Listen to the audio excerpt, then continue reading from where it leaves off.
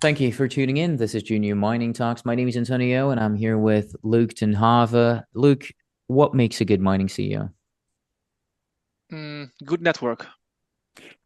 We're not alone, though. Stephen Stewart from the OR Group is here. Stephen, what do you think makes a good mining CEO? Having the right attitude, caring about what they do, having vision and seeing what others don't, and finally being a good problem solver. That's a lot of things. We'll talk about all that later. Luke, rough estimate, how many of them do you think exist? How many good mining CEOs are there out there? 90. 90. That's very specific. Stephen, is that something you'd agree with? I don't know. I would say 10% of whatever 10%. So the big number is. 1,500 juniors, 150. So you're close. You're close. I'd also like to hear from the people watching or listening to this. Let us know, what do you think makes a good mining CEO, and how many of them do you think exist? Before all that, though, I would like to warn you that we have received monetary compensation for the production of this video from the company that's being interviewed. Please understand that this channel is a business that sells content producing services to companies, which means you cannot rely on this video for research, and you should treat this as an advertisement instead. Research is conducted by reading the company's official filings, which you can find on setterplus.ca. Please only watch this if you know what you're doing. This interview is intended only for experienced junior mining speculators, because mineral exploration, development, and mining is a very tough business where failure is the norm. This is going to be a conversation that's general and impersonal in nature, containing forward-looking statements. I am not a licensed financial advisor, so before continuing on, please talk to an investment advisor with a good long-term track record, because your capital may be at risk. If you're not 100% sure you understand 100% of those disclaimers that I just showed you, please go to the last section of this video and do not consume this content unless you fully understand and agree with everything said therein. Stephen, back to you, though, to go more in depth on the point of what makes a good mining CEO. You said the right attitude there at the end. Why? And what does that mean? I think it comes down to caring. They have to care about what they do. If they don't, then they can't make a difference. So it's just like, you got to wake up in the morning. It's got to be the first thing on your mind, aside from family, of course, which is always number one. But other than that, you got to have this drive, and you got to care to want to succeed. You got to care enough to solve all these problems. The market's tough. This industry is hugely cyclical, and you have a lot of bad days. And so you have to care enough to overcome. I think, Yeah.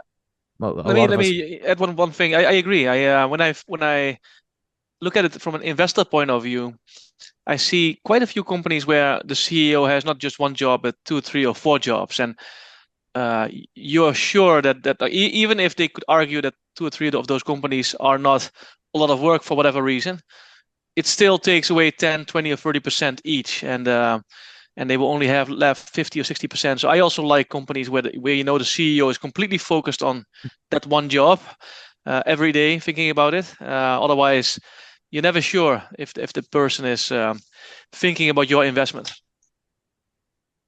Stephen, that's something you actually deal with, and it's kind of the genesis of this conversation that's what we're talking about here. You actually run multiple companies.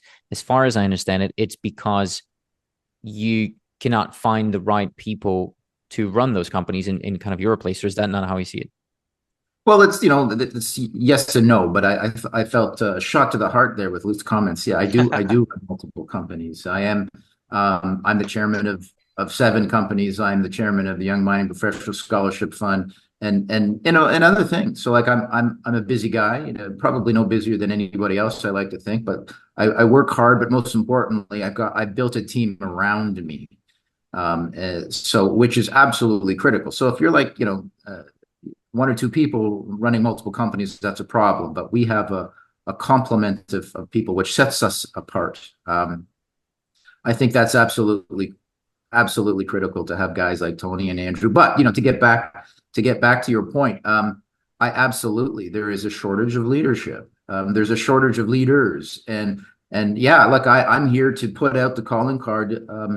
Young, hungry leaders who are focused visionaries and interested in this industry, give me a call.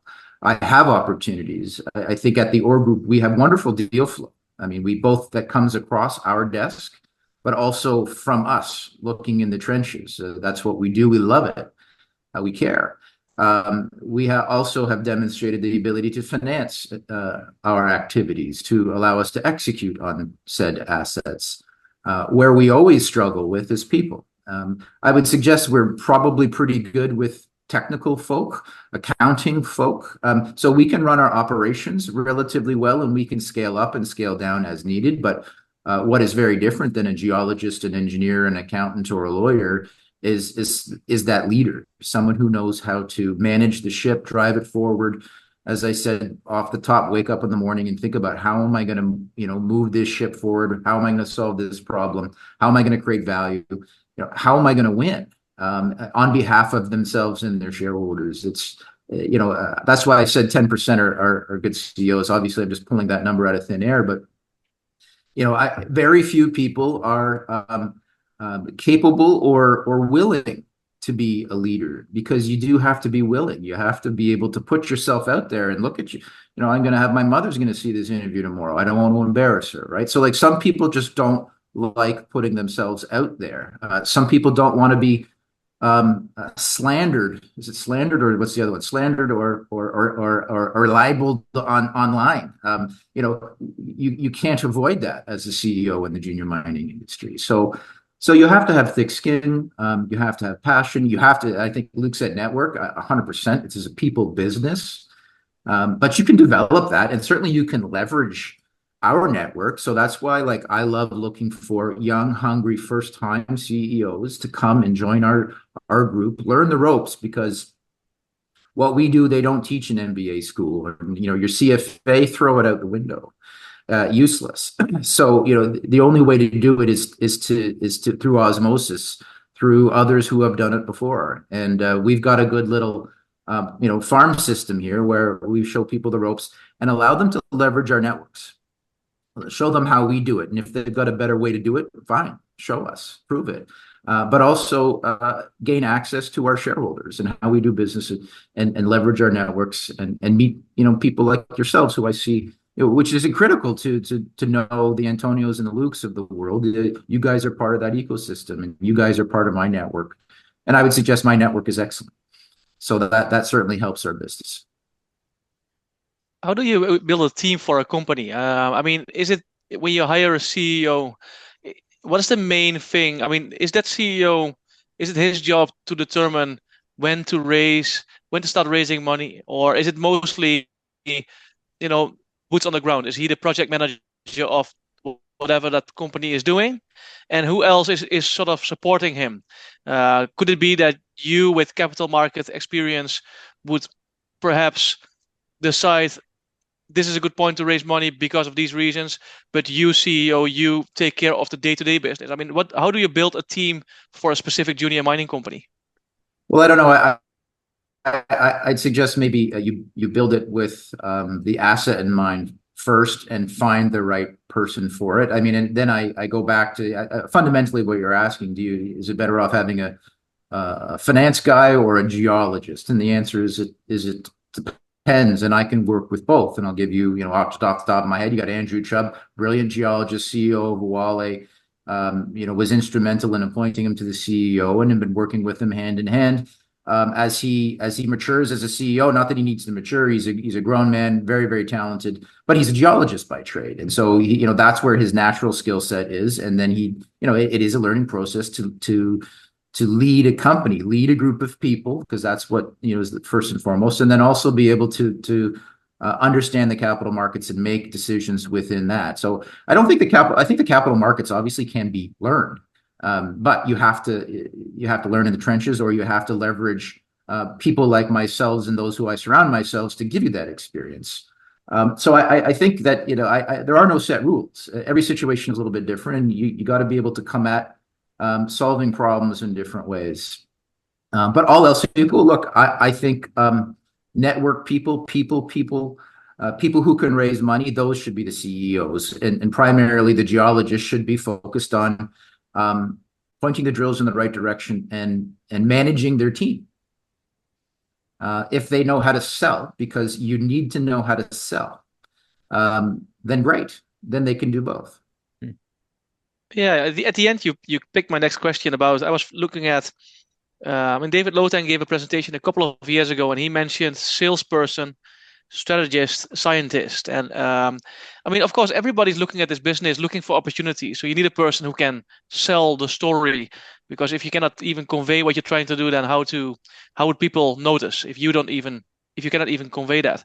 But if you don't know anything about geology, I mean, how can you run, a project from A to hopefully discovery at some point? And strategy is like I said before, is probably financing. You need to decide at the right point, because you can always have a bear market unexpectedly, and sitting there with no cash in the bank is a problem. So you need to decide what to do at the right time.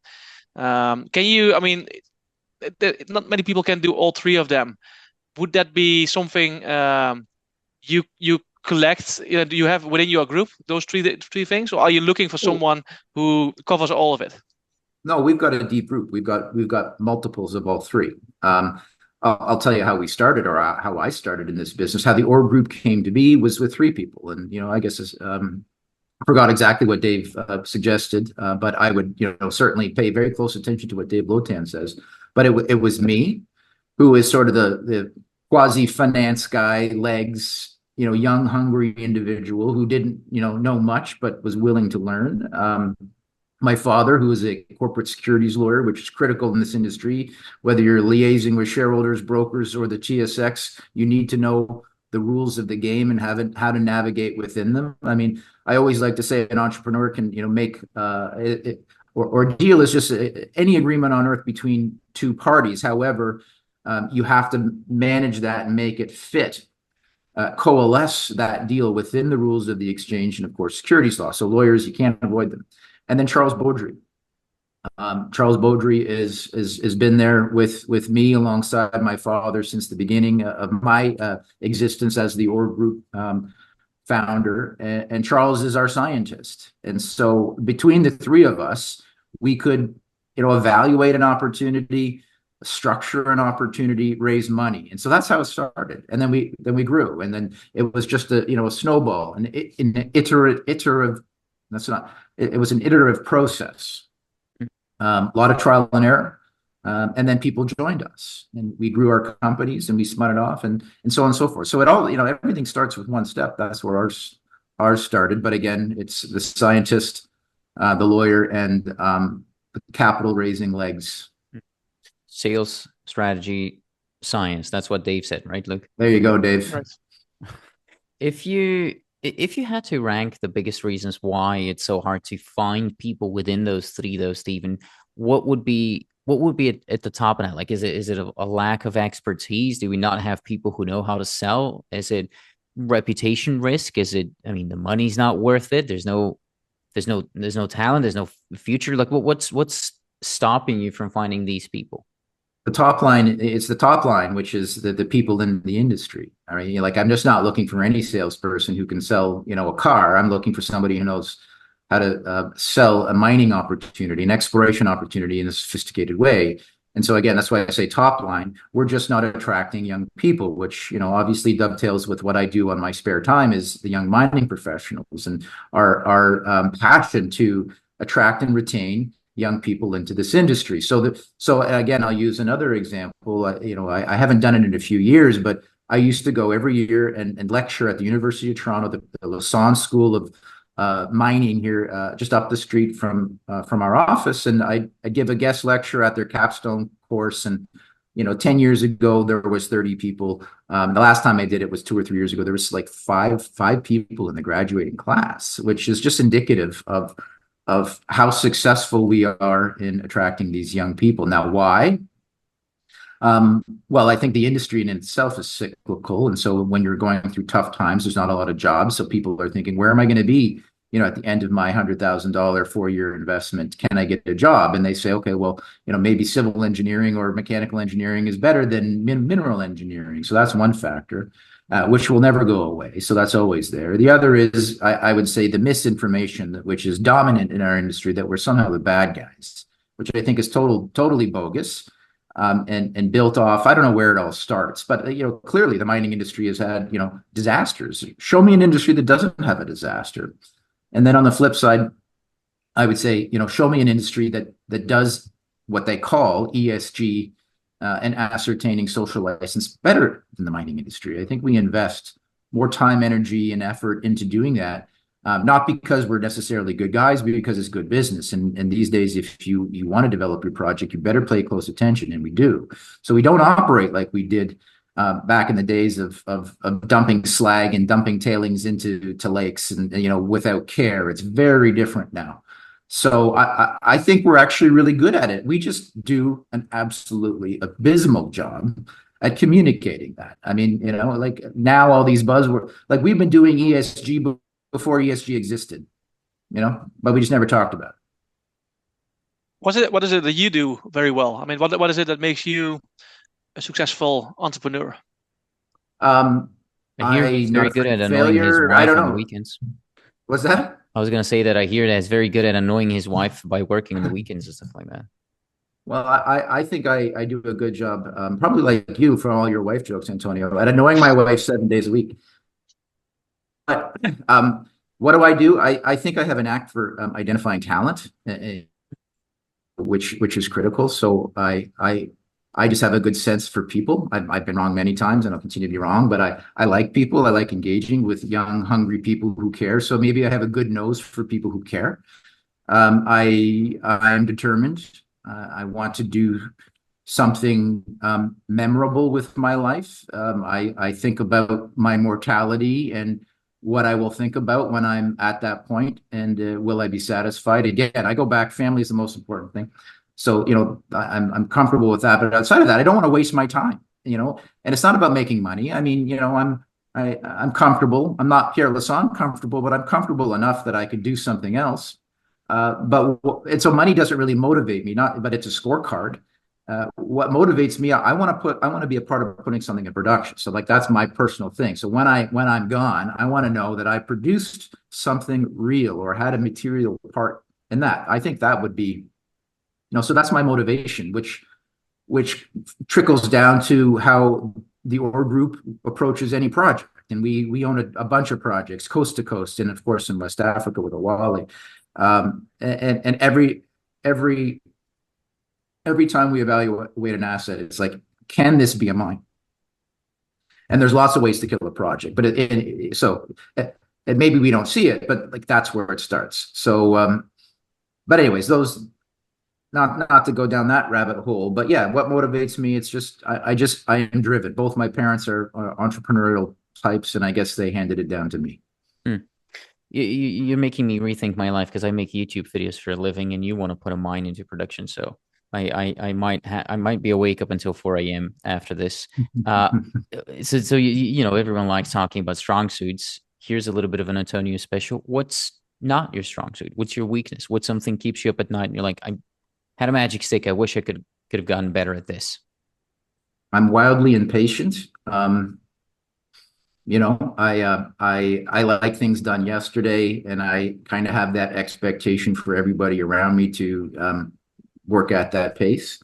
Not everybody does. So, that as I've matured and grayed and lost more hair, I've learned to deal with people better. But I'm impatient, but at the same time, I think my impatience is also a huge asset. I think I always go back, we were talking about, the Peter Monk book, which, I haven't read in a few years, but I used to read almost every year. And it reminds me of, I think there's like 30 rules that Peter Monk, lives by, and it was run, don't walk. And so that's, part of my mantra. There's a number of those mantras that Peter Monk, who I'm a huge fan of, I try to follow, but, again, it's run, don't walk. We don't have a lot of time here on this earth, and so I'm trying to make the most of it. Well, you said something before when you talked about your strong suit, that you have a nose for talent type of thing. Where did you find your current talent? How did you meet them? And then we'll talk about how they're actually talent. But how did you build, outside of the first 3 people to start the work group? Where did you find the rest?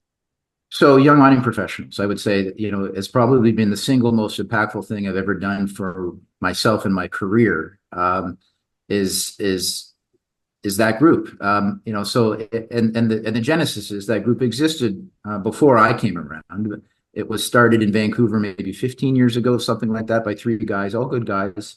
But then it had ran its course. I would say they were no longer young, and so I was sort of thinking, and I was trying to break out in this industry, and I wanted to meet people because I think I had a decent network, but they were all gray hairs. Nobody in my generation, like literally, I didn't know anybody, within 10 years of my age in this industry. And I said, I want to change that. And I found out about this group and I reached out to them and I said, hey, let me start something here in Toronto. Well, actually, I said, can I come to your event? And like, oh, we're in Vancouver. And I said, we don't really do events anymore. So I said, well, let me, try and revive this thing and, start something in Toronto. And then it just sort of took off. I mean, when I say it didn't start, it took a while to get off the ground. But then what changed everything, going back to the guy that I really admire in this industry, is Peter Monk. I reached out to Peter.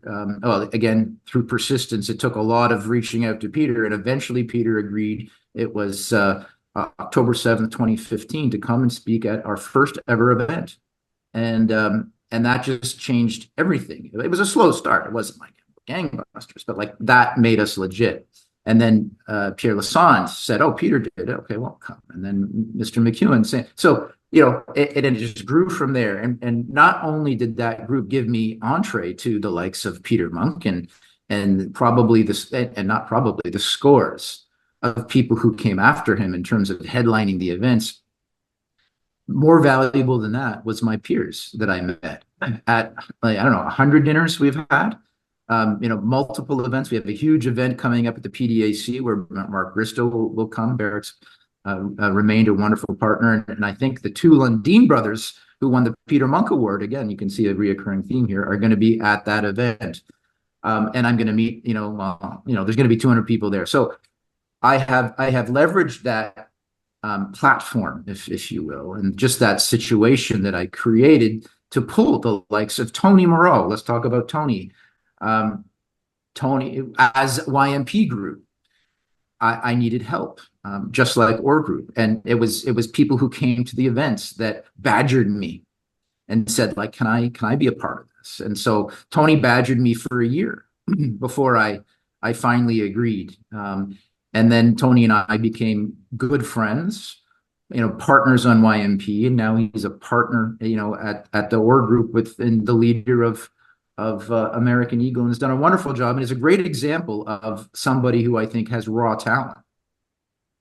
And Tony has raw talent, and he's evolved that into more refined talent, and his network has grown. He came from IM Gold, and he spent 10 years there. He was sort of the mentor or mentee, I should say, of Steve Letwin, the then CEO, and Tony dabbled in the juniors, but didn't understand how to operate a junior, or certainly create. And so Tony came with me and spent a while learning the ropes. And then when the opportunity came for American Eagle CEO, I held his feet to the fire, and the rest is history. Well, no, we're still writing that history, but it was been a roller coaster ride. So like that, but that's a wonderful example of somebody who just had this talent. He's not a geologist, but he knew the industry well. He didn't understand the ways of the junior, or at least he had a lot to learn, and he's come an awful long way. And now people really love Tony. I mean, Tony's got such a wonderful personality, and he's a wonderful salesman, and he cares. I'll tell you. I mean, Tony and I, talk at 2 a.m. or 4 a.m. So like that's the type of talent it takes to take it to the next level. Is he mostly talented as a salesperson, or is there multiple skills that he is really good at, like project management, being the middle guy in the company? Everybody knows this is the guy I can go to, or is he mostly sales? I mean, how would you look at him and say this is the main skill that he brought to American Eagle? Problem solver, yeah, Tony can sell, like you've seen him on your channel and many others. And Tony's a natural salesperson. Just sort of, when I knew Tony had something special was at a YMP event. It was the Peter Monk Awards. I was about to take the stage and my mother fainted. And so I had to attend to my mother, and I turned around and literally with 10 seconds notice, I handed the microphone to Tony, who stood up in front of a room of 200 people. And most people would have shied away. I think I made Tony's day. I mean, he just loved that opportunity. I said, like a guy who can perform at a moment's notice in front of a crowd, is something special. Now, he knew the mining industry. So anyways, Tony can sell, and Tony's not afraid to speak. But Tony's also evolved into a problem solver again, because there's nothing more. I mean, like that's all we do all day, every day. That's all you do. It's all everybody does is solve problems. What to have for breakfast. I mean, that's the first problem. And obviously they get more and more complex as you run a business and so on and so forth. But he's motivating his team. He's organizing his team. We've got within American Eagle, we've probably got 10 to 15 different issues we're dealing with at any one given time, and Tony is the leader of it. I'm with him every step of the way, and I'm advising him, but Tony's executing. So he's a leader. When I think about the biggest names in this industry, I mean, I always come up with the same like 8 or 10 names: Ross Beatty and Pierre Lassonde and the Lundins, and nowadays perhaps Chris Taylor and Eric Sprott, Rick Rule, Andre Gaumont, perhaps. I mean, all these people I think are pretty good at telling a story. Is that the crucial thing? I mean, I think a lot of people, well, not a lot of people, but I think it's easier to find a motivated person than to find a motivated person that can also sell a story and is comfortable doing so. Is that the key thing? Why are these people the big names? Why did they become big names? Well, I think they do. You do have to take very complex things, which is geology, and layer on the capital markets and layer on the macro. So these are all three complex things that are different, that need to coalesce together. And you, as the promoter and the leader, need to be able to distill that simply to explain it to not just your retail investors and Antonio and yourself, Luke, but also sophisticated hedge fund managers and other strategics. So yeah, being able to craft the narrative is critical. Everybody can get lucky with a drill hole. I mean, what is it? Arequipa that had 9 drill holes and, boom, they were gone for $1 billion. Like, don't expect that to happen. This is a grind. And so you consistently need to be able to communicate. So it all comes down to communication and being able to sort of have an interesting angle. Obviously, people in our industry, in any industry, frankly, are looking to, to talk to the positive aspects. You can't ignore the negative, but you got to highlight the positive. You got to deal with the negative head on, but then show a plan on how you're going to overcome that and where the big picture is. This is something I deal with our CEOs all the time: is how do we communicate effectively, efficiently, at what frequency, at what pace, meaning you can't put 5 messages, frankly, even 2 messages in a news release, in my opinion. So it's got to have focus and pace and rationale. So look, yeah, communication is key. And I would suggest all of those people you mentioned, without listing them off because I forgot all of them, but I certainly know all of them, are good communicators. When you are or one of your CEOs is talking to an investor, are you looking for a specific profile of an investor? I mean, is it good enough just to get the money? I mean, if you need $1 million for whatever you need it for, is getting the $1 million enough? Or is the profile of the investor also very important? Define profile, as in they're Pierre Lassonde or Ross Beatty, and if they throw their name on my news release, I get a premium. Is that what you mean by profile? that's probably not what I mean. I mean that's in most cases ideal, because at that point people consider your company almost de-risked. But I'm talking about a more general, not the 10 or 20 big names, but still, sometimes you see a company get the money by getting 150 people to pay $10,000, and sometimes you see companies with 20 investors and they know those 20 investors personally. So is that a big thing for you, or do you think it doesn't really matter, and why? Well, it does matter. It very much matters who your shareholders are, especially as you're formulating a company. I mean, I guess if I could sum it up in one word, it would be sophisticated. And rich doesn't hurt.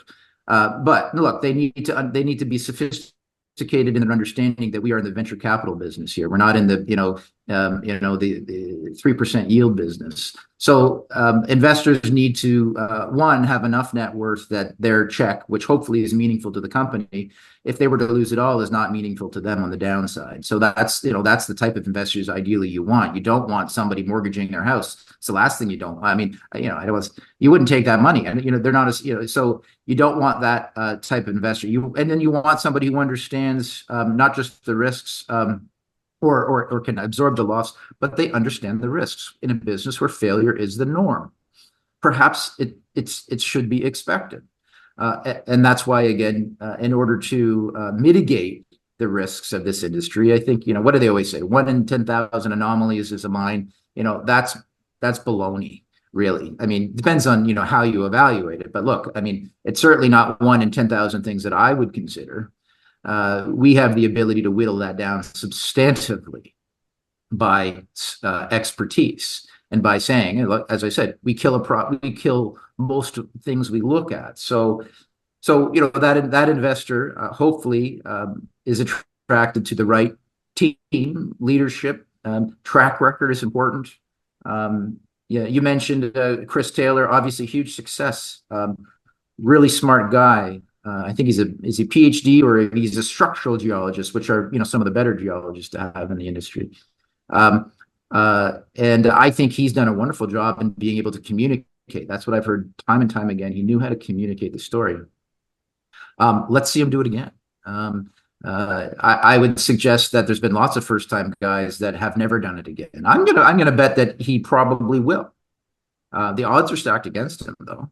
But his ability now that he's had an unqualified smashing success would be that now capital's attracted to him. So capital is going to mitigate his risks. He's going to be able, with that capital and with that fame, he's going to be able to attract better people, more money at less dilution, and so on and so forth. So your odds are increased. So look, where it's guys like Lundin, Beatty, and Friedland, the guys, as our friend Mr. Wu would say, seriously, a serial successful, like that to me, like put your money with those guys, pay the premium there. They're expensive, but your risks are reduced dramatically. It's the guy, what the biggest risk is? It's the Chris Taylors. No disrespect to Chris, honestly. I've never met Chris, but I'd love to. But and I don't mean to pick on him, but anybody can get lucky in this industry, right? Like, look, again, go back to ORECAP. Not that was lucky. That was Dave Lowell. He's not a lucky guy. Well, maybe he's lucky, but he was extremely skilled, and so was Catherine McLeod behind him. But nonetheless, you could theoretically get lucky, and so your odds of repeating that again, if you're just dumb luck, are like none. So the point I'm trying to make is, just because you made it once doesn't mean it wasn't luck. And so, but even if you do make it lucky, your cost of capital and your ability to attract a lot of followers goes up, and that may not do it. But when you eliminate that and look at the guys who have done it twice, there's no way that's luck. There's no way that's luck. That's a very good point, and no way that's luck. There's just so very few times do things work in junior mining that if you've done it multiple times, there's no way that's luck. How do you talk about attracting sophisticated capital? Is there sophisticated capital left in junior mining in the first place? And if there is, how do you convince serious capital to fund juniors when the risk reward ratio is just so brutal? And at the same time, there's hotter things out there. There's crypto or whatever else it might be. I don't have the bandwidth to deal with juniors, let alone anything else. But I know there's other things out there that attract capital and attention. So how do you convince serious capital to fund you? It's a good question. Presenting them a well-formulated concept with a wonderful asset that doesn't have any major risk, backed by sophisticated, managers who have a good track record and have skin in the game. So there is definitely very sophisticated money still in this industry. This industry is full of talented people who are wealthy and willing to write checks, but they're being more discerning. And so their money can only go so far. It can only feed so many juniors, and frankly, they're not feeding the bottom 90%. They're only choosing to feed maybe the top 5%. And so that's par for the course. And so, but you're right. Why would you invest in our industry when you could have made money hand over fist with infinite liquidity in the Nvidia or the FANGs of this world? But look, I think those are overvalued. And look, I think I've been waiting for our .com moment and call it AI and all the other overvalued things. And I think that's the necessary part of the equation for us being the new Bitcoin, the new meme coins, right? I mean, we are the original speculative bet, right? But we've lost our luster. But I mean, like we are effectively. I mean, there's a lot of parallels between these, coins, S coins, to not get you blemished on YouTube. But that's what all of them. I'm such not a believer in any of it. But it doesn't mean you can't make money, and that's what we as junior mining companies represent. However, some of us have real underlying value. Some of us will put a mine into production. I do believe that in time, the narrative will shift in terms of where, there are some serious opportunities here. So instead of investing in Fartcoin, which is inevitably a hot potato, invest in XXIX, which is, has similar characteristics on where it could go, but actually has underlying assets and has the potential to deliver mines, maybe multiple mines. So I think that sort of narrative and that attitude and that realization needs to come. I think the air needs to come out of those other bubbles for capital to rotate and look for the next wave, and hopefully it's us. One more question about the CEO. What is a real red flag for you when you interview a potential CEO?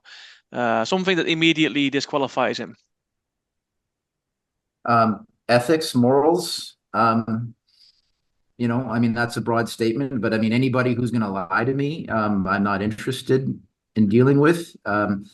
Truth and transparency. So the opposite of truth and transparency. While I always say we have to look at the bright side of the industry, but anybody's going to flat out lie, run. And so that's with, over promotion and just basically, used car sales tactics. Like I don't love, I get so, I don't like the hard sell. I'm a pretty sophisticated guy in this industry, and you don't have to, tell me I'm going to get rich off this deal. That to me is off-putting. Also, people who I don't like personally. I spend a lot of time in this office and a lot of time communicating with people that I'm involved with. And if they are toxic in any way, shape, or form with me or with others, forget it. Life's too short. How do you test that though? But ethics and morals in an interview with someone, or like in a conversation. If I'm watching an interview, I do these interviews with the CEOs, obviously. So how can I test that in a relatively short? Takes time. Well, I don't hire somebody after one interview, right? I mean, it takes time. As I said with Tony, it took me a year to gain comfort with him, just to get him in the door as a volunteer. So, it takes time. I've been fooled many times, and anybody can be fooled in a 1 hour, sit down, but, it takes time to get a feel for the individual and test them in your own way. Not that I'm giving written tests or anything like that, but, you just get a feel for people. And so that's what I said. So I think I have a nose for that. I've been wrong, many times, but I think I do have a track record of partnering with good people. I really appreciate the discussion, but I have to sign off for another commitment. So I'm sure you are going to discontinue a little bit, but sure. I'm signing off and see you next time. Do you want to share Sounds with good, the class? Do you want to share with the class what the commitment is? The commitment, that's paddle, which is a very popular sport these days in the Netherlands. So I have to work out a little bit, right? Enjoy, yeah, you do. Enjoy. Thank you so much. I'll see you next week, and thanks for sitting down. All right, thank you. Stephen, I do want to continue on and talk a little bit more about why this might be happening. And I was trying to track down a quote and see if it's really from Mark Twain, but it's a famous quote about mining in a hole in the ground. A mine is a hole in the ground with a liar on top. I think it's Mark Twain. It might be someone else. It says it might be Bill Nye or someone else. But do you believe there's a credibility issue in the junior mining space that it's making good people avoid these roles in the first place, because the sector as a whole has that reputation of you only go there if you want to be a second-hand car salesman? Look, no, I don't believe that for 1 second. Any more so than any other sector or segment of people. I think we are a slice of the pie of the human race. And so you have the good, the bad, and the ugly within that. slice, if you will. So like, again, the same bell curve of characteristics exists in any other industry. Where we're different is our failure rate, which is significant. And so when we fail, we look for excuses, not excuses, but what do you call it? Scapegoats or reasons, and it's always the CEO. Sometimes it's very justified. Sometimes the company or the team or whoever did something wrong, bad, but that exists in every microcosm of the subsets of industry. So I don't think that we attract or inherently are any better or worse than any other group of identifiable people. I think what is different is our failure rate, and hence when people lose money, they get mad. Well, it does seem though that many retail investors believe that junior mining is mostly a game of stock promotion, share dilution, and management paychecks. I see it all the time. I spend a lot of time online in these circles, albeit Twitter, LinkedIn, or whatever boards it might be. A lot of people think that it's about that and not about actual discovery and value creation. And again, to be fair, that's what happens a lot of time because value doesn't get created all the time. And maybe that's just part of how it is. Maybe that's just how discovery really happens. So is there fixing this, and can the industry do anything about it? Well, no. Let me get back to you. Like, don't get me wrong. There is that. That is the definition of what we call the lifestyle, right? Everybody knows that term. That exists. All my argument was, or my point was, is that those same types exist in any other industry. So again, I just don't think inherently we're any worse than any other segment. It's not to say that we don't attract fast money. We do, but again, fast money is in lots of industries. Are there people that waste money and pay themselves well and travel to Zurich? Sure. Count me. I mean, I don't work for free, and I'm going to Zurich in 30 days, but I'm also going there, all else equal, I'd rather not go, to be very honest with you. But I mean, that's part of the business. So like, am I spending money to go there and do that thing and going at a nice hotel? Yes, I am. If I don't do that, I probably would face, more criticism. If I didn't do that, I wouldn't be able to look for new opportunities. So look, we operate within this industry of which we didn't construct. We don't make the rules of the game. We try to understand the best we can and navigate within those channels. And we try and do it better than the other guy. So look, I hear it all the time. Oh, stock promoter is a 4-letter word. Like it's not something that you're proud of necessarily. It's certainly not something I'm ashamed of. Far from it. I am proud of what I do. But you're right. The penny stocks have a bad reputation. But again, it's not because of who we are. It's because of what we do as an industry. We are very much venture capitalists. Much like the biotech, same thing. I mean, it's almost, it'd be interesting to read a paper on that, on a juxtaposition between the two industries, the risk versus the reward, the failure versus the amount of money you can make. I mean, all these drugs go through the FAA or Health Canada process, and most of them fail. But if you hit it, you hit it. It's just like discovering Voisey's Bay. Great. But a lot of money is lost there. But it's also, I would say, that there's probably deeper capital pools available to that industry. I think while I don't follow that industry as a whole, to my knowledge, it's not known for the shenanigans that we're known for. So maybe my thesis is incorrect, that we do attract disproportionately the wrong type of people. But no, look, I can tell you, like, yeah, we got a lot of bad actors in this industry. But again, in every industry is true. But we got a lot. The vast majority of them are good. Good people, honest people, family people who are motivated to make money for themselves, and to make no mistake about that, but also make money for their shareholders so they can go back and do it again. I mean, to me, that's why I said earlier about ethics and morals. Like you got to be able to look a shareholder in the eye after losing them all their money, and then go back and ask them again and say, look, I want to do this again. And I think that's the mark of a good leader, stock promoter, is the ability to do that. And the only way you're going to be able to do that is if you took their money and did exactly what you said you were going to do, but somehow, you were wrong. And so that's okay to be wrong. But you don't want to lie doing it. You want to, Mother Nature is tricky. And look, as I said before, we're not in this for the 5% or the 10%. We're in it for the 10, 20, 100 bagger, the mythical unicorn or the 100 bagger. That's why we're in this. That's why we accept the failure rate. You don't want to make Mark Twain right, or whoever came up with that quote. You don't want your mind to be just a hole in the ground with a liar on top. I suppose that's kind of a good guideline, actually. Here's some wisdom. Turns out you're a junior mining philosopher too. I'm kind of sad that Luke chose to hit a ball over talk to us, but he would have been good for this one, because I'm thinking maybe if you look at venture capital in different segments of venture capital, where it's life science, biotech, whatever it might be, crypto tech, to see how the failure rate is and the quality of the people, whether we really stand out as kind of the top of the venture capital sector. I'd like to believe that's true. I don't know if there's any hard data to look at it. And maybe a little bit of fun trivia here, but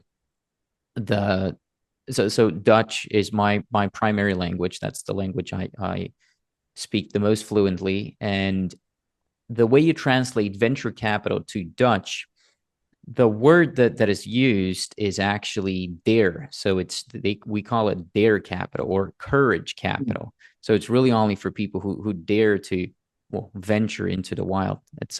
Well, the Dutch created venture capital, didn't you guys? With you got your stock exchange there, and got the what's it, the East India? I forgot. My history is a little rusty, but you guys had a big hand in issuing shares and making people wealthy, and then it all collapsed. Yeah, exactly. And the tulip mania and everything else. And there's the tulip too. So yeah, look, the Dutch have like you're a natural in this industry, right, Antonio. What are the I just want to talk about not only putting or finding the right CEO and putting the team together, but also putting the board together. I find that the board doesn't get a lot of attention, but that's essentially the shot callers, if you will, in our space.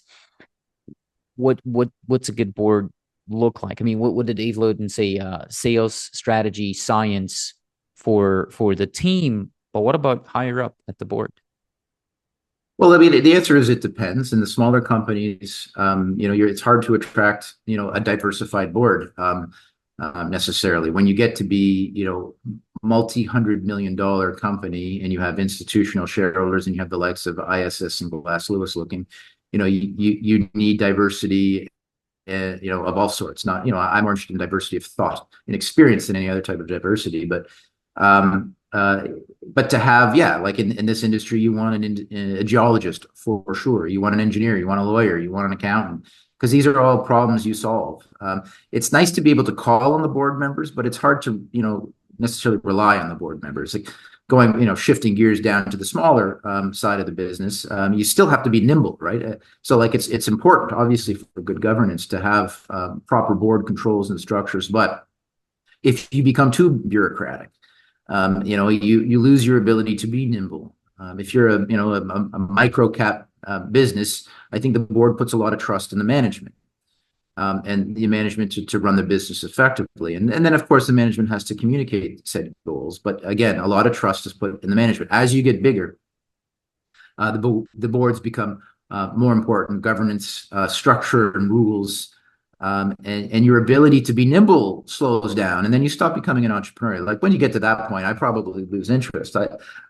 When you're like a $500 million company, sure, that's where I want to go. But do I want to run a $500 million company? Probably not. It's too much bureaucracy for somebody like me. I like to start from 5 and build it to 500, and then pass it on to the next bloke. But boards are really, really important.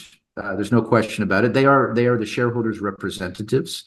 That is their duty, their fiduciary duty. Some take it very seriously, others take it less seriously, but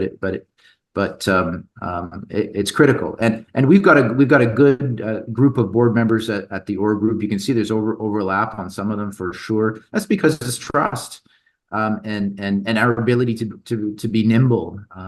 But make no mistake about it, we call on our board members if and as needed. In particular, we're talking. Gord Stothard is one of our directors. Gord is the former CEO of I'm Gold, great guy, mining engineer, and we called on him for a particular task, and so he's working on it with us. And if he wasn't in our board, we wouldn't necessarily have that ability to do so. So yeah, boards are really important. When I'm looking at a new opportunity, any new company, it's the first thing I look at. Who's on the board? Who do you want on the board from a profile perspective? Is I guess what I was asking. Is in, you say they're the representatives of the shareholders. Do you want the people on the board to be investors first themselves? Do you want entrepreneurial spirit, experience, science? What is it that you're looking for? Well, it depends on what your objective is. I mean, look, if you're just looking at an investment, most typical investors, won't know too many of the board members unless they're like really in the weeds and they know, who the characters are, right? I know, I don't know what the percentages are. I know a lot of the people on boards, and so oftentimes I know nobody. But to me, it's sort of representative. If I know so and so is on the board, I mean, that gives me a certain level of comfort or caution. So that's why I look at the board first. Usually, I'm not really looking at it from an investment standpoint. I do, invest in junior mining companies quite frequently, and so I will look at their board. But really, 9 times out of 10, when I'm looking at the board, I'm looking, can we, do a deal with these guys? Do I know? Can I call this person first?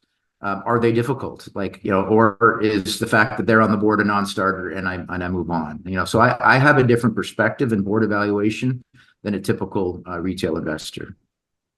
That's actually one of my questions. If you weren't doing this, like if you weren't in junior mining professionally, would you still put your own money into junior miners? And what percentage of your money would you put into the space? Jesus, good question. I'd say, well, first let me answer the question. What percentage? I'm in cash or I'm in the juniors. That's it.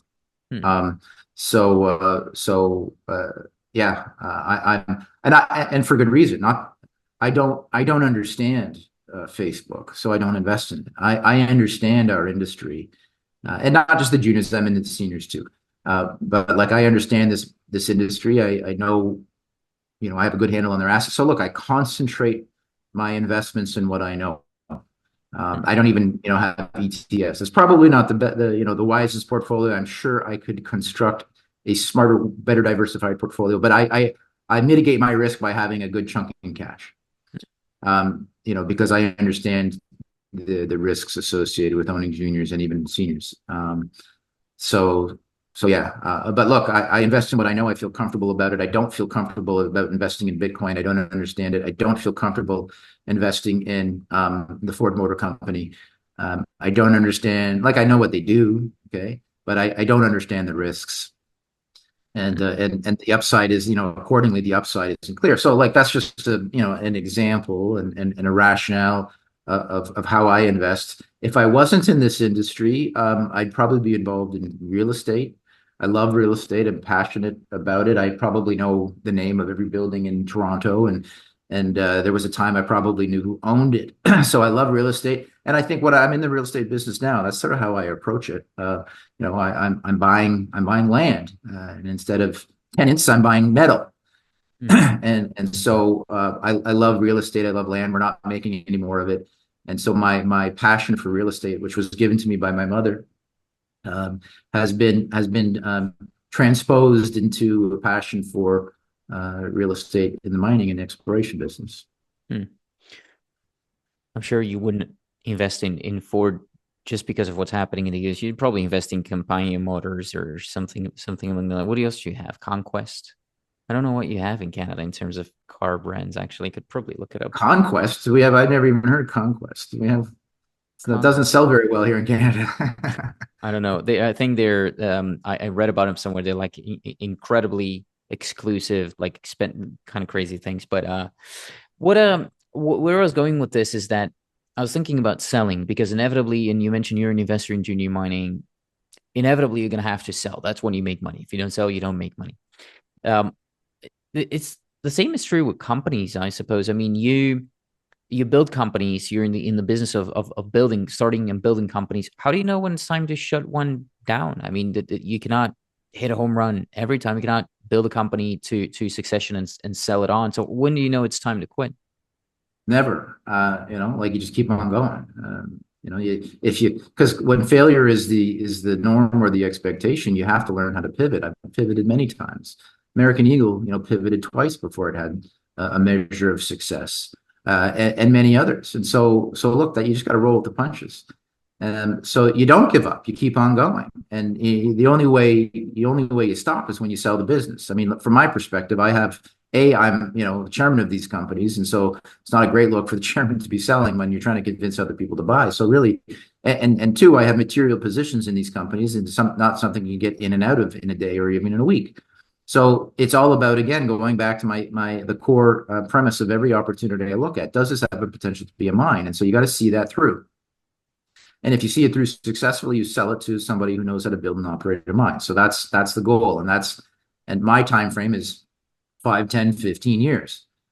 That's how I approach it, because that's how long you have to expect it to take. It could take less, but I think you'd be naive to think as starting a business is going to take less than that. So I have a very long-term view, which aligns very well with my macro view, that I do think there is a new paradigm coming to pricing and metals and how we approach mine development. I have a counter-cyclical bet going on Canada. Canada, for the past 10 years has been atrocious in its policy decisions, and the United States, not far behind in terms of how it's developing, securing supply of critical minerals. And critical minerals are all of them, not just copper and not just cobalt or whatever. It's all of them, and responsible development. And I do think that it's sort of interesting to see what's happening. Speaking of new paradigms, what's happening south of the border. Donald Trump is back in charge and shaking things up, and upsetting a lot of people. But honestly, politics aside, whether you like him or hate him, I don't care. I think he represents change. And I think, what you see, he and Elon Musk, who I'm, obviously an admirer of, and again, politics aside, if you take it at face value, he's looking to make things more efficient and make America great again is their tagline, right? That's all cheap, slogans. But if you believe what they're selling, they want to be efficient. They want to be productive. They want to onshore. Look, America forgot how to build a lot of things because it offshored it to Mexico, to China, to wherever. And so those are lost skills. And when push comes to shove and it hits the fan, if you don't know how to make, a widget or a fridge, or now maybe more relevant, a cell phone, that's a problem.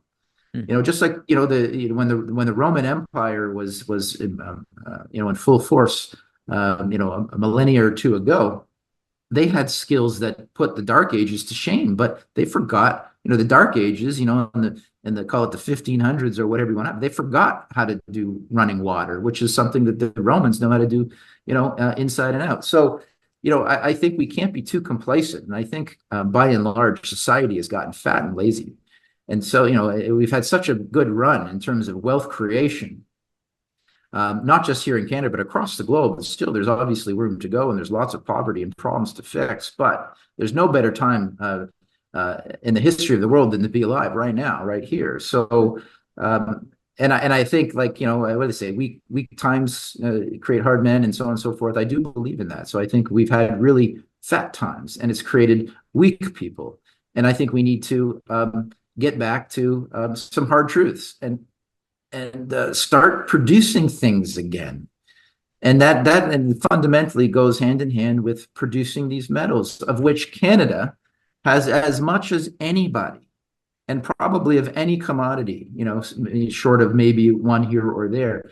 And the sad thing is, we've got 40 some odd million people in this Canada, the second largest landmass, short of Russia. I think we should be the richest per capita nation in the world. I think we should leave the Singaporeans and the people from the UAE behind in our dust, because we just have all this mineral wealth that we have not managed responsibly or effectively. We've somehow been made to feel guilty that we have it and that we shouldn't exploit it. And we'd rather have it exploited on the other side of the world, away from where we're looking. I mean, to me, it's all silly. And so getting back, I don't want to rant too hard, but it's nice to see some sense of urgency to get back to this level of productivity, eliminate a lot of the unimportant things that have preoccupied the headlines and our thoughts over the last little while, and get back to making people money and getting, and growth and economic productivity for everybody. I can that's actually a podcast in and of itself. Actually, if I go into it, we'll probably you'll have to look at my face for far too long. What I wanted to ask you about, or going back to the junior mining CEO specifically, is pay. I mean, paying. How do you determine how much money you have to pay them, and maybe a topic in and of itself, but why even pay them something in the first place? I know that's kind of controversial here, but tech startups, they often get very little or no pay when it's private companies and that are harder to finance and so on and so forth. So how do you think about, are junior mining CEOs overpaid? Some of them and some of them not. I mean, look, to suggest that you're not going to pay somebody, to me, is nonsensical. I can't comment on the tech. I'd love to have the tech pay structure in place in the junior mining industry. I don't really know. I'm not an expert on it, but I know they make a lot of money. But look, the startups from yeah, sometimes you got to put these things through sweat equity. So it's sort of funny. Like, I mean, so junior mining CEOs are not supposed to pay themselves, and they're not supposed to get promoter shares. I mean, so what do we do? how do we give ourselves exposure? So look, I don't mean to defend egregious situations where people are overpaid. I think you need to look at the benchmark and look. We pay fair. I hope we pay well. You pay peanuts, you get monkeys, right? So like you got to pay people. Like everybody's got a mortgage or a rent and got a kid and so on and so forth. And if you want to attract good quality people, you need to compensate them both from a cash in their pocket standpoint, but also upside to motivate them for the big score. If you are starting a company from ground zero, sure, that's another story. But other than the entrepreneur and the guy that's putting it all together, you need to pay people. And oftentimes the CEOs aren't the guy that put the company together. They're hired guns 9 times out of 10, right? So look, I think they need to earn a fair wage. Otherwise, they'll go somewhere else. I think when you are the entrepreneur and you put something together, you deserve founder shares. You don't need to be egregious about it, but if it wasn't for your vision, ideas, your ability to take risks, put capital, properties, and people together, well, what am I doing it for if not to be rewarded? So I think this all goes back to look, I don't think we're any better or worse inherently than any other particular group. There are examples of the contrary for sure. There are examples of people paying themselves egregiously on a monthly basis. Same goes with the founder shares. There's some atrocious stuff. But look, we stand up for the junior mining CEO. We deserve the right to be paid. We deserve the right to get sweat equity for the opportunities we present. And I will remind everybody that everything is disclosed. So if you don't like the terms, don't buy the shares. Period.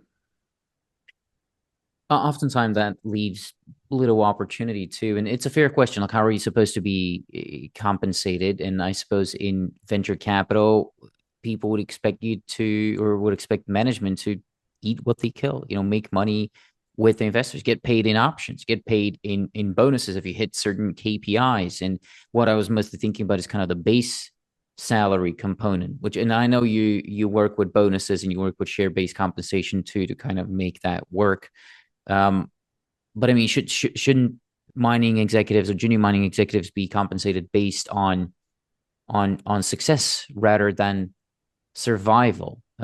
Because sometimes, I mean, how many, and I'm ranting now myself, but how many junior mining CEOs take a pay cut when the market isn't doing too well or their stock isn't doing too well? Yeah, no, I hear you. Look, I mean, I've heard those arguments a million times, and look, they're not paid for success. Okay, so everybody everybody deserves to get a monthly check if you want them to show up to work and take things seriously.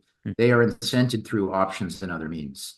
That's where the big score is, in my opinion. They don't get rich. Nobody got rich off their salary unless you're like a big boss somewhere else. But look in the junior mining world, you don't get rich off your salary, in my opinion. And if the share price takes a dive, you still have to pay your mortgage, right? You still have to feed your family. So you can't. There are exceptions to the rules, and sometimes they have to. Really, the equity, sort of the cash compensation, I think it should be guided by the company's ability to pay. If the company has no cash, well, guess what's happening, right? That is completely reasonable. But just because you had a bad month doesn't mean that your equity or your cash compensation tracks your share price performance. I mean, think of the beta on that. I mean, it's a nightmare for accountants to even be able to track it. So like, look, I think, but like, let me emphasize, I think that everybody in the junior mining industry, the CEOs included, should be paid a fair wage. Look at the benchmarks. It's very easy to sort of guess. I don't know what the range is between $150,000 to $250,000 a year. I mean, there's outliers for sure, but like, it's, I live in Toronto, behind me here.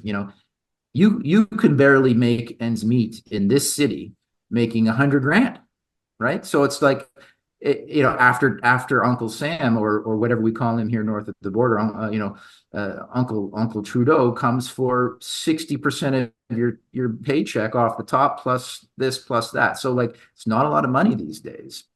So 150 is not a lot, and I think that's kind of probably on the low end for junior mining CEO. But look, we deserve to be paid for our efforts in a rational, modest way, especially if you're not the entrepreneur. That's the other thing. That's where I sort of more come into play. I think those who put together deals deserve to have a piece of the early stage, getting it at the ground level, right? And that is disclosed. Everybody's position is disclosed. When you go around, you pass the hat around, you say, hey, you want in. So look, like, disclosure is something in this that doesn't lack in this industry. Now, there's lots of ways to obfuscate that, of course, but by and large, I don't think CEO pay is a huge issue, in my opinion. But hey, I'm biased. A little bit, at least. Here's a different list opportunity for Luke. He should have been here. He likes making lists. That's kind of his thing. Are junior mining CEOs overpaid relative to biotech or tech CEOs? That'd be interesting. And you can probably find that. You can probably scrub the data out of management information circulars if you have an afternoon or something like that. Do you, when you're talking to new CEOs or potential CEOs, or when you start a company and you get a new CEO going, do you require insider ownership? I suppose you incentivize it, but do you ever really put your foot down and you're like, now you're making 200 grand a year, you're going to buy at least some stock? Yeah, I mean, again, every situation is a little bit different, and every CEO, especially, I like them young. And just let me give you why I like them young. Because if they've had a certain level of success, if they are wealthy, they care less, in my opinion. I want somebody who hasn't made it yet, is looking to make a name for themselves, is looking for the score. They're hungry. They're going to care more on the average. So, in that instance, the expectation is that they have less skin to put in that game. Whereas if McEwen's going to start a new venture, I think when he started McEwen Mining, he put in $125 million. That to juxtapose that on the other side of the scale. So, but yeah, like, don't get me wrong, skin in the game, paid skin in the game makes a big difference. Well, again, I don't have the data, but I'm just thinking, why is skin in the game even a part of the conversation here, and not just something that should be assumed? I mean, when you look at, and this is anecdotal because my information on this comes from movies, but you look at a movie where they're talking about tech startups and whatnot. Skin in the game is like the most obvious thing. The founder has 50% or whatever it might be. In our space, it's almost seen as a plus where it should be an obvious thing, if that makes sense. Well, I'm not sure the question, but there are founder shares, which I alluded to before, which is well known in this industry. Basically, it's sweat equity. It's your piece of the pie, which is regulated and controlled as to what you can take of a new venture. That is very different, and I would suggest the motivation is lesser than somebody like Rob McEwen, who wrote a check, as far as I know, for $125 million. He probably got some founder shares too. But I'm guessing, I don't know, but I hope he did. But like real money invested is the ultimate motivator, right? Because I think people fear loss more than they covet gain. It's part of human psychology. We can have a podcast about that, but so look, skin in the game is important. That's why I said paid skin in the game is really important. But not everybody is in a situation where they can put material. I mean, like, what level of pay do you want? Is 5,000 a lot? Does it have to be 500,000? I mean, I don't know. Every situation is different, but you certainly, all else equal, prefer to see that CEO write checks, put their cash on the line. No doubt about it. That's your management that we're talking about, executives. What about board? Should board be compensated in cash, options? What do you think about that? Typically, junior boards are not compensated in cash. I would say that is extremely common. I'm seeing it more and more common that board members do get sort of a stipend, if you will. Look, if you're a board member of like a big, mining company, you probably get $250,000 a year. It's a pretty cushy, good gig. Not cushy is not the right word. There's a lot of responsibility there, but look, I think ultimately you show up to 4 meetings a year and you do Zoom calls here and there. It's not a full-time job. It's well paid, high profile, lovely gig if you can get it. On the junior side of the business, there are some of our companies we pay, modestly, very modestly, certainly not, full-time wages, but, I think it's commensurate with the expectations and the demands on your time. It goes without saying they all get options, which I think is at minimum what should be done. But some boards and some individuals on the board work more, add more value. And like before, there's only so many times you can call on, a guy and say, hey, do me a favor. People expect to be not just paid, but recognized for their time and contributions. Anything else to the contrary is not serious, frankly. How do you determine what is serious is also a good point. I've started asking in my interviews actually with junior mining CEOs, what are the KPIs that you will be judged on? I typically start talking about G&A sort of toward the end of the conversation. They tell me what it's going to be. We break it down. Management pays this, board pays that. What's that determined on? How do I know what bonuses you're going to get? What do you think are good KPIs for? Let's start with the executives and then we'll see board. I don't really have KPIs. So look, I can't really comment on that, especially like, we deal with a lot of different companies and every company is a little bit different based on its time, its demand, its situation, its cash, and its obligation. So like anything, it depends. So I don't really have a good answer, but like, in terms of bonuses, when I look at bonuses, which is something I hate doing, it takes up a lot of time and it gets political, right? But it has to do with how successful that company has been and how important that individual is to that success of that company. It's as simple as that, and there is no perfect formula. It's more art than science, in my opinion. What is I'm going to work toward wrapping it up, otherwise we'll stay talking up forever. What is the outlook for yourself? I mean, you said you're with the chairman of 7 companies. You're CEO of 3, Two. right? 2. Two. Okay. I was thinking XXIX and ORECAP, yeah. Okay. I was thinking Mistango, by the way. But I'm the chairman of Mistango. I'm not the CEO. We had a CEO, Jamie Spratt, who left and went back to the investment banking world. So we're on the hunt for a CEO from Mistango. Send your applications, folks. Yeah. Don't look at me. I mean, just out of this conversation, I don't think I'm ever going to be ready for that job. But no, good point. I kind of assumed you are. But anyways, 7 chairman position. No, in a way, look, I feel I'm intimately involved in all aspects of all of our business. Throw whatever title you want. We've talked about before in previous conversations, how do you manage it? Do you think that's fair? And all these things. So I've asked you all these questions throughout the years, really. But what is the outlook for yourself? I mean, is that where you want to stay? Do you want to stay hunting for people, or do you want to stay running these companies? Where do you see what's your future? I don't want to be the CEO. I've done it. I enjoy it. Where I get the most joy and where I think I add the most value is not necessarily promoting any one particular company. It's again, I love creating new opportunities, evaluating new opportunities, new projects, finding the right people, the right leadership to put in place, and then financing them and moving them forward and guiding them. I like the chairman role, I guess. So I love working with guys like Chubb and Moreau and Sykes and so on and so forth, and being in their ear and answering their questions when they have them, and supporting them in any way I can. That's what I love. So I like creating companies. That's what I want to do. That's what I want to do. Well, that's it. I think I'm out of questions. Well, not really, but I think we are out of time. What am I forgetting to ask you here at the end? What else should we be talking about? No, well, anything you want. But look, I just, again, to sum up my thoughts, I'm always looking for good leaders. So, reach out to me if you have vision and you want to be a part of building something. I'm a huge advocate for the industry itself.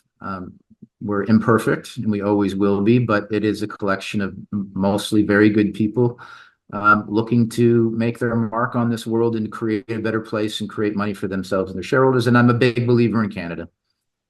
I'm a patriot, in the traditional sense, and I think we have lost our way. And it's not a political comment, but it's just sort of a general societal comment that's not specific to Canada. And I want to get back to really producing things. And the last thing is I'm a huge advocate for the young mining professional, young people, and I express that through YMP. And even if you're not ready to be a visionary, a leader in this industry, come out to our events and meet people. They're good people. We have fun, and that's important. And we have all sorts of stuff, and the PDAC is around the corner, and I know you're going to be there with your microphone. You can come by our booth, interview me with your microphone, and then come to our event at the Young Mining Professionals and get to meet the Lundin boys and Mark Bristow and me and others, and network, and so meet your peers. So look, that's it, Antonio, and I love your interviews. I'm a big fan of you, and I look forward to seeing you in March, hopefully with nice weather here in Toronto. Thank you so much for doing this, Stephen. And thanks to everyone for watching Resource Talks. I appreciate your time. And I do have a couple of more things to say, though. The fact that this company was interviewed here today does not mean that they are necessarily a good or a bad company. I am not here to endorse or attack anyone, but simply to ask questions. If you find that I failed in my duties in asking a question that you would have liked to hear an answer to, which will happen as I am not an experienced interviewee, please let me know, and I will try to correct that mistake in a future interview.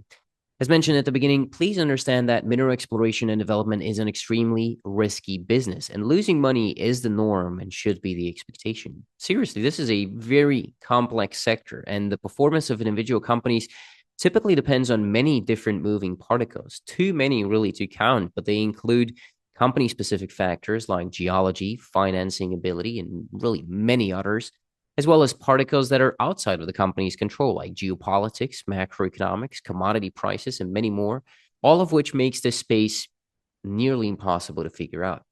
Moreover, these companies are typically in the pre-revenue stage, which means they rely on the public markets for financing, and they don't get any money of their own into the company. So they have to depend on the public markets for the financing of their operations, which often results in shareholder dilution. Furthermore, as a general rule of thumb, you'll be better off understanding that all company communications online are intended as marketing, albeit this interview or their website and their presentation and their social media, the photos that they share on there, whatever else it might be, or even the social media accounts which you thought were your friends and told you about the new hot stock. That's all intended as marketing, and you should understand that. And although I do not make buy or sell recommendations because there's a clear conflict of interest given the nature of my business, I'm simply here to ask the questions. Many out there will do exactly that because that way they get more money out of the company's pockets. And you should be aware of that inherent bias. That bias is not always going to be clearly disclosed with everyone out there. So it is safer for you anytime you're watching any type of company-specific content, yes, including this interview, just approach it with a dose of skepticism and assume that the party telling you about it or presenting it or whatever it might be is biased, because there will always be a bias, again, albeit disclosed or not. The fact that I have no idea what I'm doing should already be clear to you at this point. I don't have a long enough track record of consistent investment profits, So I should under no circumstances be considered an authority on anything. And although this might sound amusing to you, it is definitely not amusing to me, and it is not intended as a joke. I am simply pointing out a fact and warning you not to rely on anything I do or say, because you risk losing all of your money. Unfortunately, at least to my understanding, nobody out there has any special abilities. The CEOs do not possess any superior knowledge, and they cannot know what's going to go up, what's going to go down, or what's going to go in circles. None of us know whether any of the company's activities will result in a success. And even if they did result in a success, we don't know what that's going to do to the stock price. And given that we're talking about high-risk activities here, most of the times it will result in a failure. Also, unfortunately, try as I may, I'm not always going to catch all red flags or all challenges with the companies. So yes, this show is called the CEO Barbecue in an effort of me being cute, essentially. And even if I did ask a few tough questions, don't rely on this being all of the tough questions. Again, these are complicated startups with many moving particles, and I am conflicted given the nature of this business, obviously, but I'm also not experienced enough to catch all red flags. Therefore, I cannot guarantee the quality of anything presented in this video, and you cannot hold me responsible for any losses or damages stemming from the way you decide to use this interview. Viewers and listeners and readers acknowledge and agree that the information presented herein does not constitute a solicitation of an offer to buy or sell any security or instrument or to participate in any trading strategy. Resource Talks and all parties involved in the management of the business strictly disclaim any and all liability for losses and or damages, whether direct, indirect, special, or consequential, or other consequences, however so caused, arising out of any use or reproduction of the content published by Resource Talks, or any decision made or action taken in reliance upon it. By consuming this content, all consumers vow to release Resource Talks and all the parties involved in the management of the business and the production of this content from all claims, proceedings, or consequences. This is all legal talk that I'm reading off a piece of paper, but it is important for you to actually stop for a second and understand. This is all to say that you shouldn't blindly trust me or anybody on the internet, and you should always do your own research after you've consulted or before you've consulted with a professional licensed investment advisor, which none of us are.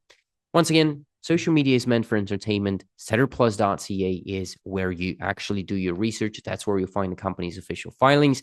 Now, I encourage you to read and analyze the management information circular, the financial statements, the management discussion and analysis, and whenever available, the NI 43-101 technical document.